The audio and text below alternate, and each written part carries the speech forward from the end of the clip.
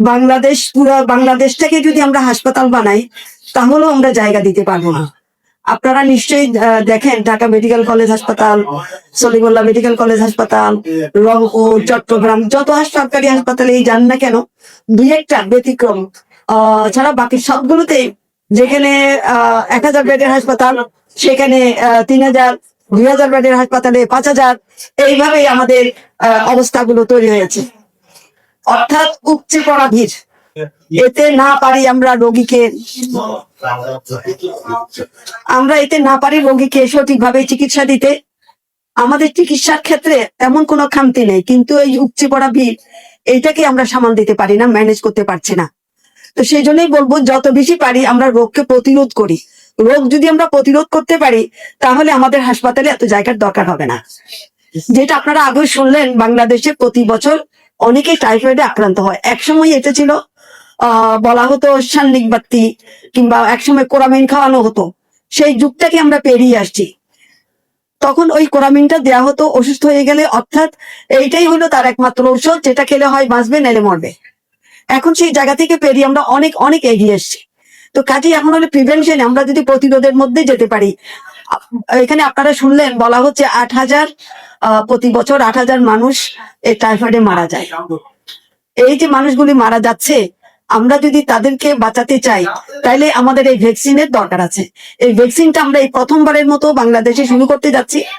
এবার আমরা 5000 শিশুকে, যাদের বয়স 9 মাস থেকে 15 বছর, তাদের সবাইকে আমরা এই ভ্যাকসিনটা দেব। এরপরের পরবর্তীতে প্রায় 20 লাখ করে আমরা এই ভ্যাকসিনটা দিতে পারবো। আমরা আশা করি সবাইতে অংশ নেবেন। কাজে আপনাদের কাছে আমার চাওয়া, আমাদের যারা এই কর্মসূচির সাথে জড়িত, যত স্বাস্থ্যকর্মী, যত নার্স, যত যারা যারা এই কাজের সাথে জড়িত, স্বাস্থ্যের সাথে জড়িত, আমাদের যারা প্রিন্ট মিডিয়া, আমাদের যারা ইলেকট্রনিক মিডিয়া, আমাদের যারা উন্নয়ন সহযোগী, আমরা সবাই আমাদের যার যার জায়গা থেকে যেন আমরা ক্যাম্পিংটা করি, যাতে করে প্রত্যেকে এই ভ্যাকসিনটা নেওয়ার জন্য এগিয়ে আসে।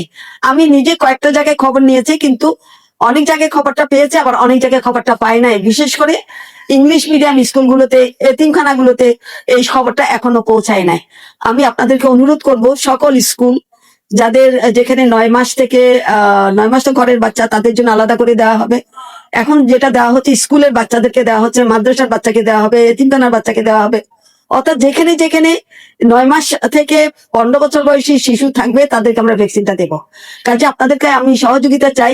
আপনারা সারা বাংলাদেশে আনাচে কানাচে যেখানে পারবেন, মসজিদে বলবেন, মাদ্রাসায় বলবেন, স্কুলে বলবেন, হাটে বলবেন, বাজারে বলবেন, যত জায়গায় বলা যায় এই ক্যাম্পিংটা খুব জোরে সোরে করবেন, যাতে আমাদের একটা শিশু এই রোগে মারা না যায়। যারা মারা যাচ্ছেন, যারা এই 8000 কথা বলা হলো, এদের বেশিরভাগই হলো 9 মাস থেকে 15 বছরের শিশু।